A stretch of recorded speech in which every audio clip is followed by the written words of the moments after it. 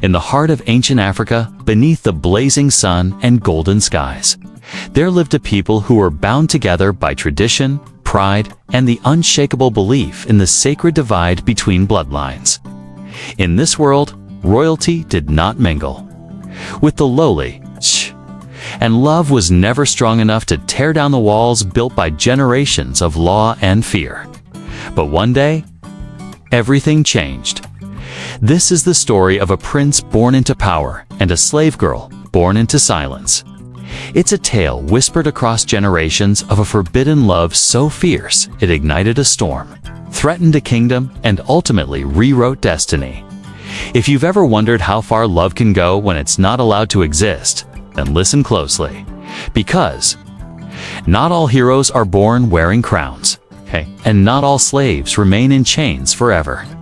Long ago, in a village nestled between a great river and the endless savanna, there lived a mighty chief named Duro.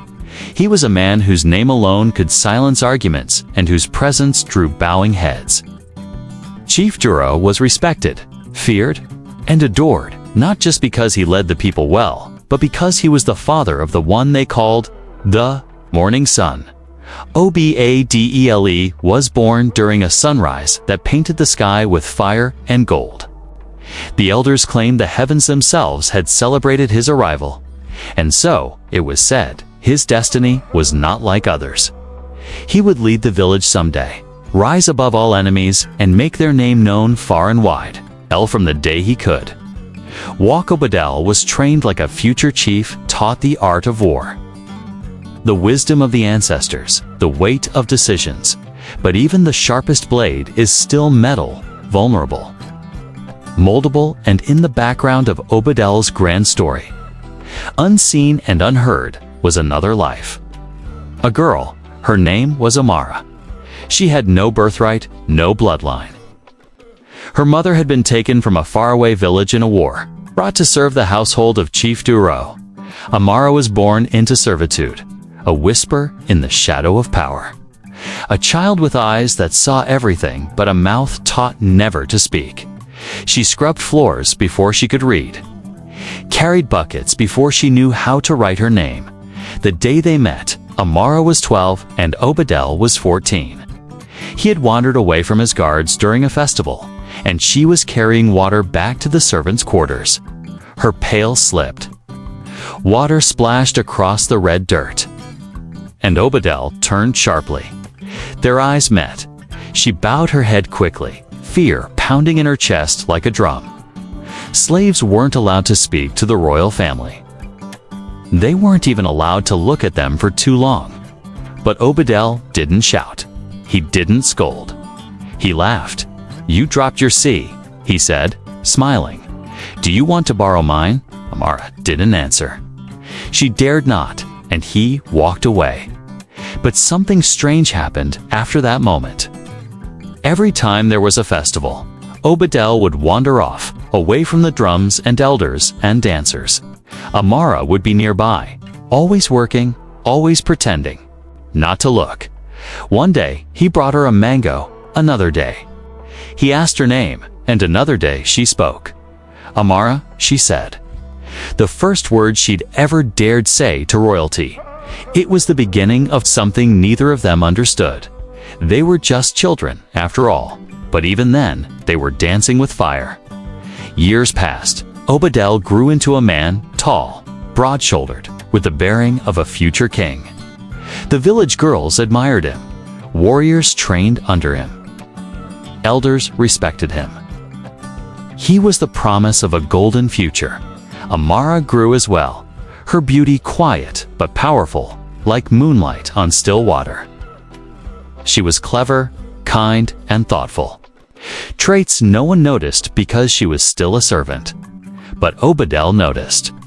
He always noticed by the time they were both adults. The friendship that began in secret had become something else. Something dangerous. Something no one could know about. Because in their world, love like theirs was not just forbidden, it was treason. One night, through the branches of the ancient baobab tree, Obadele confessed what had long been growing in silence. "If I could rewrite the laws of this land, he whispered. I would make you queen. Amara trembled. Don't say that. But I mean it. You're the chief's son. I am a slave. You are more than they say, more than they let you be. She looked at him then, tears in her eyes. And if they find out? He was silent, because even he knew what the punishment would be. They were standing on the edge of a cliff, hearts in hand, knowing that the fall could destroy them both. But sometimes, when the heart has tasted freedom, even death becomes a price worth paying. And so, the secret love continued, quiet glances, hidden meetings, stolen moments under the stars. But every secret casts a shadow, and someone had been watching. Someone who had everything to gain by seeing them destroyed. Love is loud, even when whispered. Though Amara and Obadel tried to hide their growing affection, speaking in hushed tones, exchanging brief glances instead of words, the wind carries more than just leaves in a village like theirs. The servants began to notice. The guards began to wonder. But it was Obadel's cousin, Akin, who saw the truth and turned it into a weapon. Akin was the son of Chief Duro's younger brother, sharp, ambitious, and venomous. Where Obadel was destined to rule by right, Akin hungered for power by any means. His smile was wide, but his eyes held secrets, and he watched the world like a vulture circling a dying beast. He had always resented Obadel. He resented the way villagers praised him, the way warriors obeyed him, and most of all, the way Amara looked at him. Akin had noticed her too. Of course he had. Amara was a beauty no longer hidden, her strength and dignity growing brighter with every passing year. But she never once looked at Akin the way she looked at Obed, and that was enough. One evening, as twilight painted the sky in burning colors, Akin followed Obadel. From a distance, hidden among trees, he saw the prince take Amara's hands. He saw the closeness, the affection. He heard the quiet promise. One day, we will not have to hide. Akin smiled to himself. This was treason, and he knew it. He could wait no longer to act. The very next day, Akin paid a visit to Chief Duro. "My uncle," he said, with reverence in his voice and poison in his heart, "I fear there is a serpent in your house." Duro raised an eyebrow. "Speak carefully." Akin bowed, pretending humility. "It is not easy for me to say, but your son, Obadel, he has become close with a servant girl. Too close. They meet in secret. They touch. They speak of love." The silence that followed was like a blade. Duro's eyes narrowed. "You lie. I would never. I only tell you what others whisper already. The elders must not hear it from them first. If this shame becomes public." Duro slammed his staff to the ground. "Bring me the girl." That night, Amara was seized, dragged from the servants' quarters in front of all, hair undone, face bruised by fear. She was brought before the chief, before the council. Before Obadedi led the village gathered. Torches lit up the night like angry stars. The chief stood before them all, eyes blazing with fury. "This girl, this slave, has seduced my son. She has infected royal blood with dirt and disgrace. What say you, Obadel?" All eyes turned to the prince. He stood tall. He looked at Amara, who trembled, afraid not for herself, but for him. Then he looked at his father, the man who had raised him to be strong, to protect the people, to never lie. "I love her," Badel said. Gasps broke the air. "She did not seduce me. I found her. I chose her. I would choose her again." Chief Duro's face turned to stone. "You dishonor your blood." Obadel didn't flinch. "I honor my heart." The village roared with confusion. Some shouted in anger. Some wept. Some stood in silence. But the chief would not be challenged. "She is to be punished." Obadel stepped forward. "No. If you punish her, you punish me." Duro growled, "So be it." And just like that, the chief's own son was taken, bound in chains, stripped of his title, and thrown into the stone cell beneath the palace. Amara, too, was cast into a small wooden cage near the forest edge, where only wild animals could hear her cry. Akin stood near the flames, smiling. He had one daughter, so he thought, because love, once awakened, does not sleep again. And some spirits, even when chained, find ways to rise. The cell beneath the palace was built not just to confine the body, but to break the spirit. The walls were damp and silent. The air carried the chill of stone and centuries, but Obadel did not shiver. He thought only of Amara. He remembered her eyes when they took her, not full of fear, but sorrow. Not for herself, but for him. And that broke him more than the iron cuffs on his wrists. In the days that followed, the village moved as if nothing had happened. But change had begun. Akin, now positioned as Chief Doro's advisor, began whispering to the elders. "Obadel is too soft," he said. "He put a slave above our traditions. Our people need a leader who honors the old ways." And slowly, Akin began to gather followers. He promised wealth. He promised glory. He promised strength, everything Obadel had never offered. But Akin did not lead with vision. He led with fear. He suggested new punishments, stricter rules, higher taxes for the lower castes. And soon the village was divided. Those loyal to Obadel whispered in corners.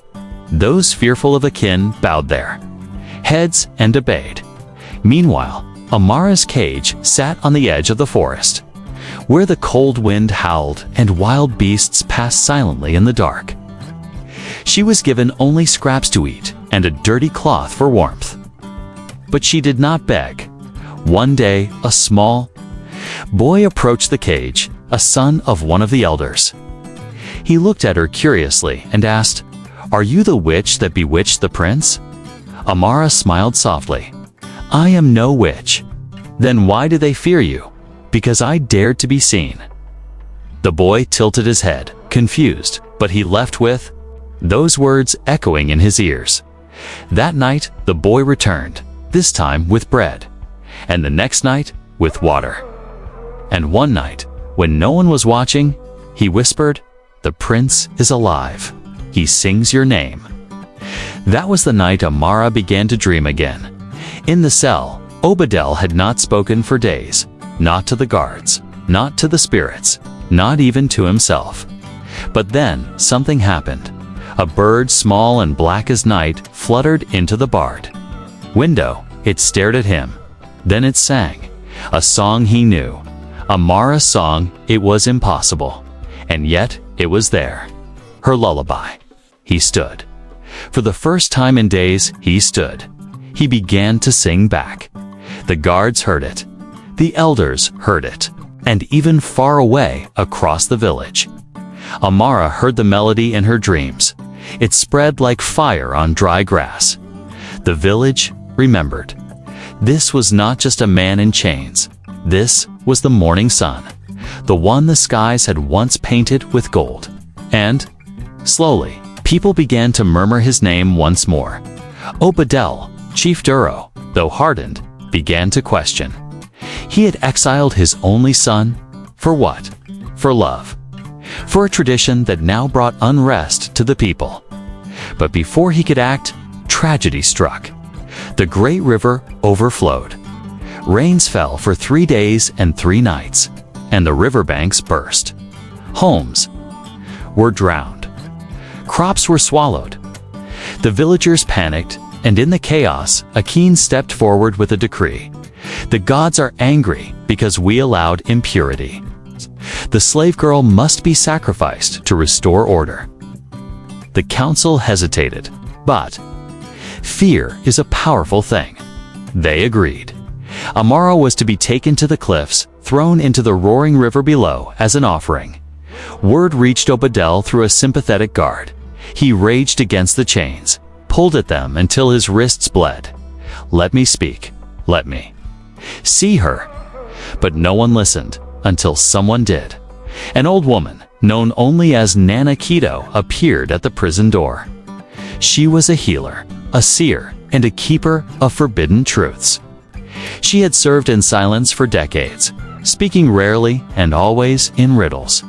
But on that day, she came to Obadel with clear eyes. "You are not bound by stone, child. You are bound by silence.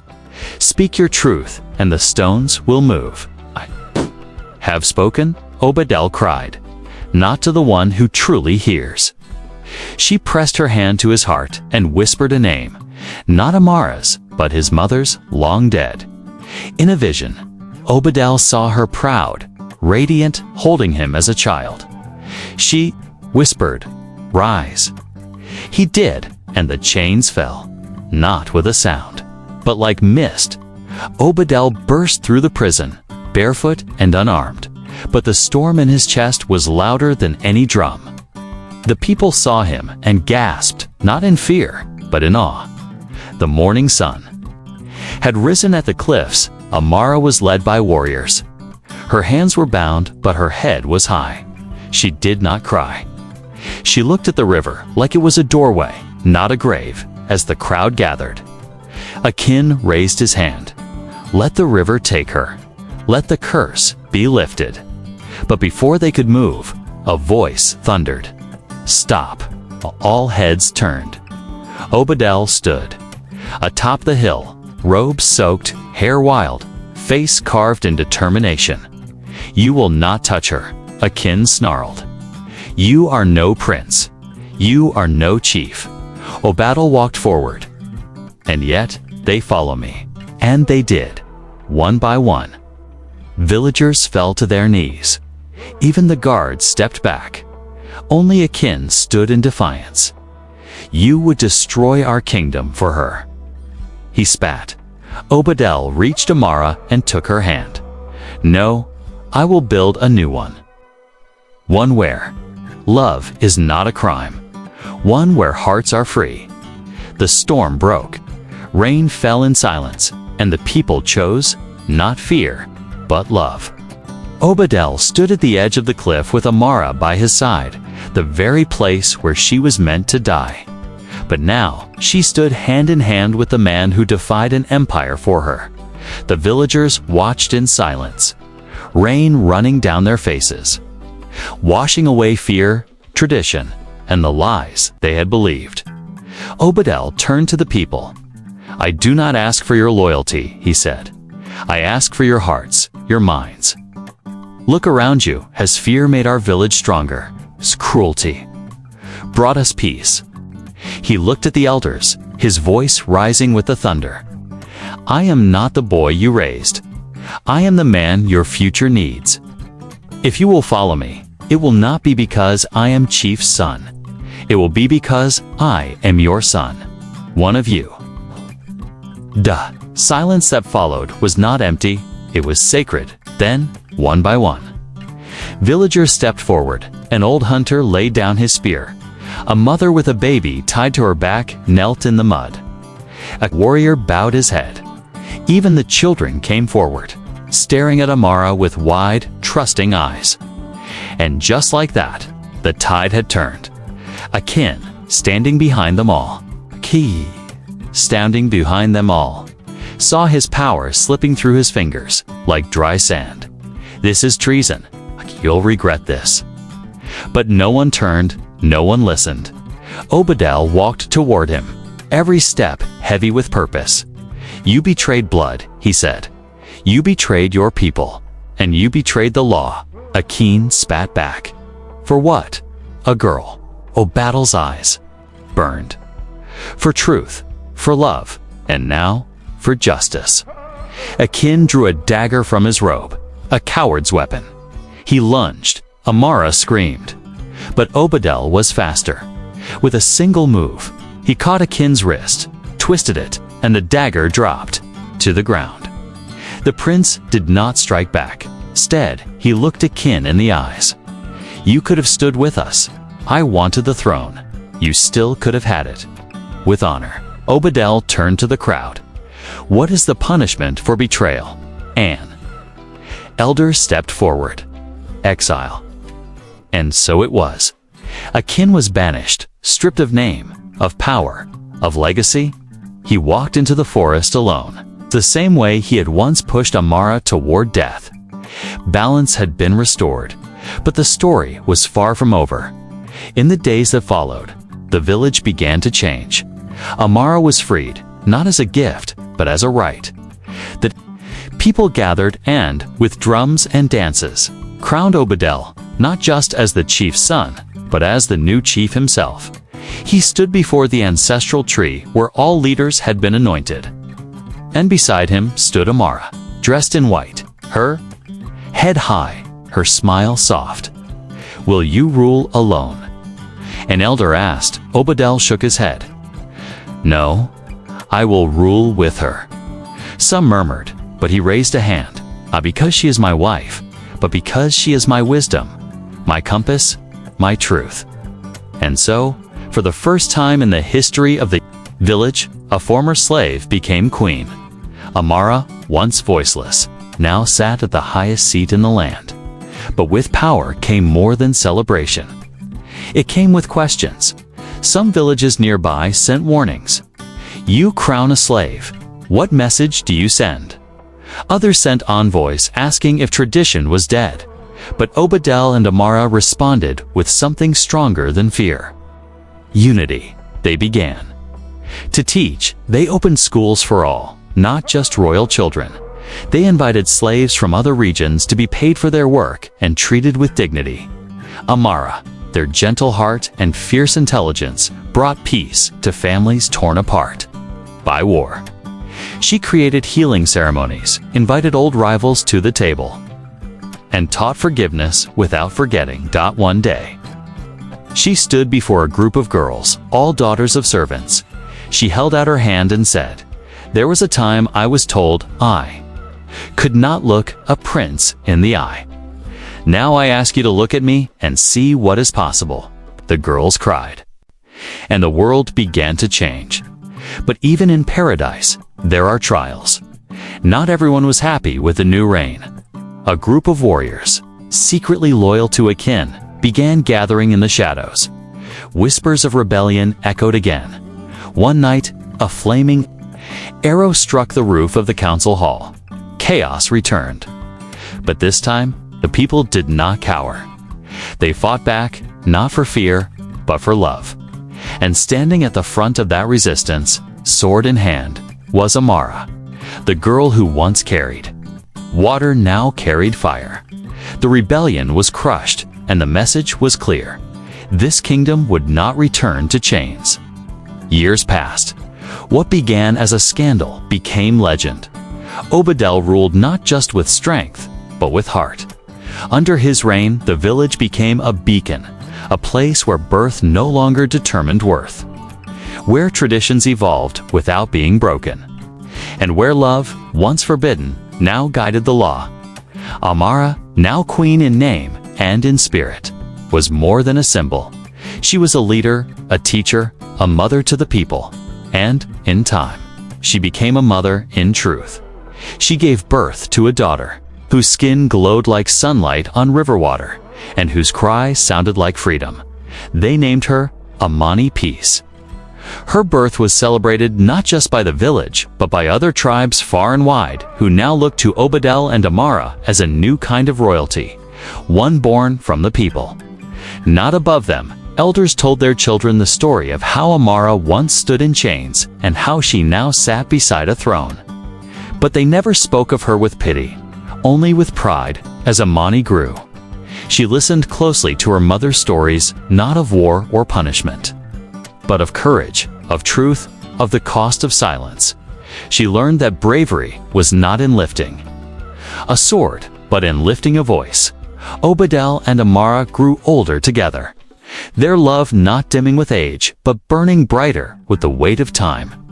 On the day Obadiah finally laid down his staff, passing leadership to a younger warrior, chosen not by blood, but by merit, he turned to Amara and whispered, "We changed the story. and she smiled. No, we told the one they were afraid to hear. They spent their final years walking the same path where they first met.